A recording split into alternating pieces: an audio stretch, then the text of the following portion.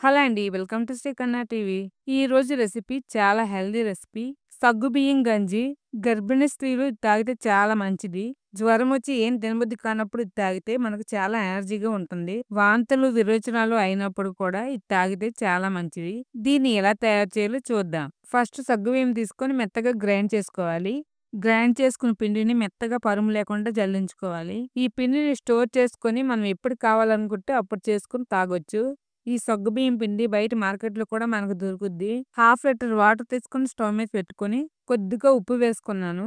మనకు లో బీపీలా ఉండి కొంచెం కలుతున్నట్టు అనిపించినప్పుడు ఇది తాగితే కొంచెం ఉప్పు ఎక్కువ వేసుకోవాలి. హాఫ్ లీటర్ వాటర్‌కి 2 టేబుల్ స్పూన్ల సగ్గుబియ్యం పౌడర్ తీసుకున్నాను. దీంట్లో కొద్దిగా వాటర్ వేసి కలుపుకోవాలి ముద్ద లేకుండా.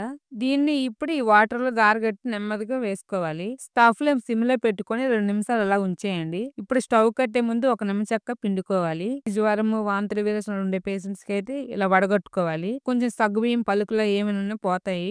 గంజిలా అవుతది. గర్భిణీ స్త్రీలైనా మామూలుగా మనం వీక్‌గా ఉన్నప్పుడు తాగుతాం కదా! అలాంటప్పుడైతే వడగట్టకుండా తాగేయొచ్చు.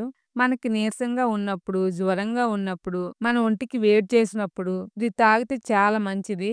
ఈ వీడియో చూసినాక మీ ఫ్రెండ్స్‌కి, మీకు తెలిసిన వాళ్ళకి షేర్ చేయండి. ఈ సింపుల్ హెల్తీ చిట్కాని వాళ్ళు తెలుసుకుంటారు. Okay friends, like, share, subscribe.